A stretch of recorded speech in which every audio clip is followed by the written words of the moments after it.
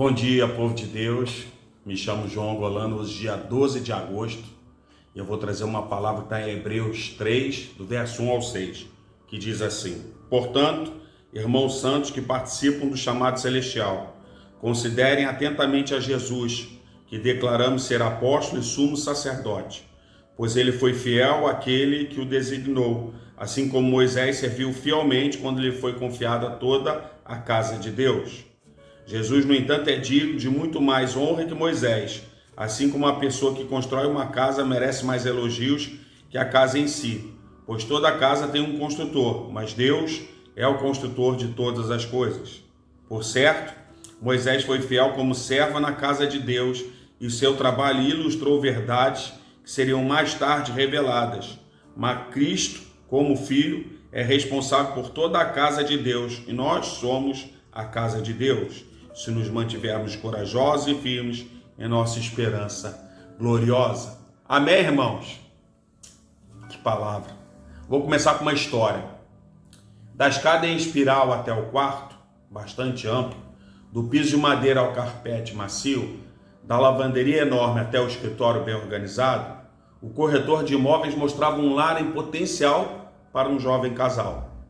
Em cada cômodo que entravam, eles elogiavam a beleza da casa. Você escolheu o melhor lugar para nós, a casa é incrível. Então o corretor respondeu com algo que eles acharam um pouco incomum, mas verdadeiro. Vou repassar os seus elogios ao construtor.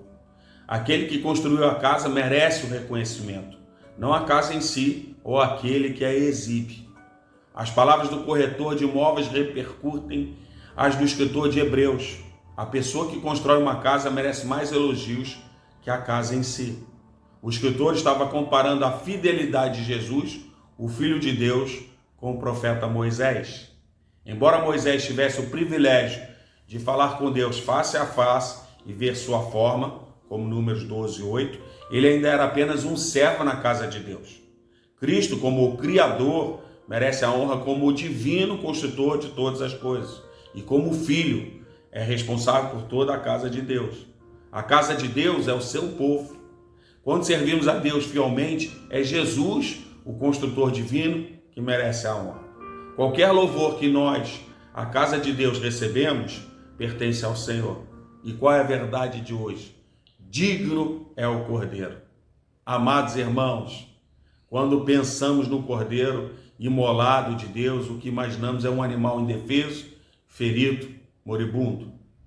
Mas a palavra diz que é esse Cordeiro abatido que é digno de honra, glória, louvor, digno de tudo. Isso porque ele não é somente um cordeirinho torturado, ele é também o poderoso, majestoso leão.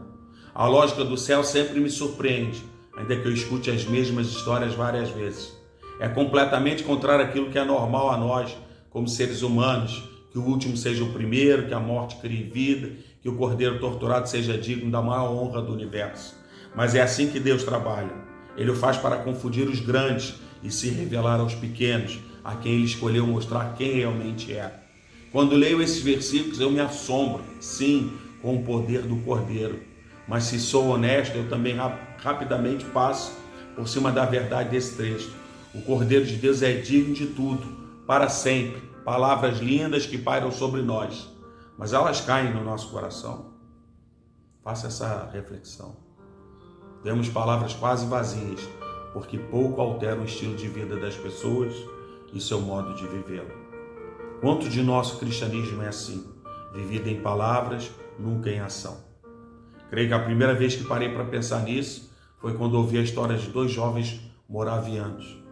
Os moravianos foram uma das primeiras denominações protestantes e sua bandeira era uma imagem de um cordeirinho que dizia: nosso cordeiro conquistou, vamos segui-lo.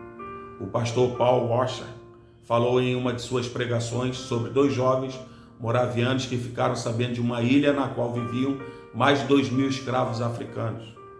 Eles contataram o dono da ilha e dos escravos e perguntou se podiam se mudar para o local como missionários. Seu pedido foi firmemente recusado. Depois de orarem e considerarem suas opções, esses dois jovens então fizeram uma contraproposta.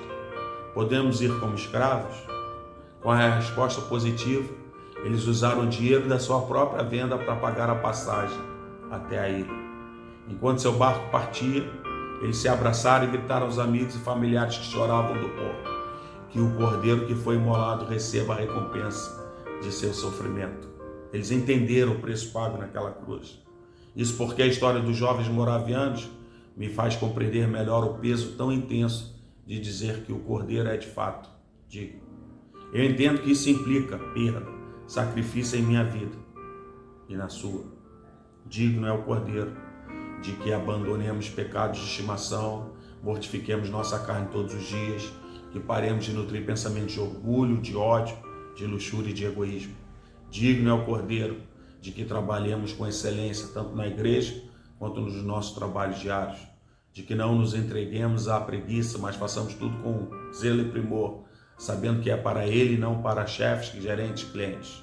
Digno é o cordeiro de nosso abandono de relacionamentos que nos afastam dele, de que deixemos de buscar pessoas que nos fazem mal, que não amam o cordeiro, que nos puxam para longe de seu amor, de dizermos não para a tentação e de vivermos separados para o nosso noivo, o amado de nossas almas, até que ele envie alguém que tentará ser como ele é. Digno é o cordeiro de que mulheres vivam como esposas, que amam e encorajam ao invés de serem rixosas e prontas para acusar. E homens que saibam valorizar suas esposas ao ponto de morrer por elas. De que paremos de buscar em vãs filosofias nossas respostas e nossa salvação que ele pagou tão alto preço para nos dar. Digno é o cordeiro de que cuidemos daquilo que ele nos deu, inclusive de nosso corpo. Digno é o cordeiro de que confessemos nossos pecados, de que não tenhamos medo de contar a verdade, buscando assim a cura espiritual e a força para vencer a tentação futura. Digno é o cordeiro de que amemos outros seres criados à imagem e semelhança dele, que coloquemos as pessoas acima de nós mesmos e as amemos como um amor real, profundo e sacrificial, como ele fez por nós, de que busquemos relacionamentos intencionais e de que os nutramos com cuidado. Digno é o cordeiro das nossas vidas totalmente, completamente, sem volta e sem resguardos. Digno é o cordeiro de Deus de receber a recompensa pelo seu e pelo meu sacrifício. Amém, irmãos. Graça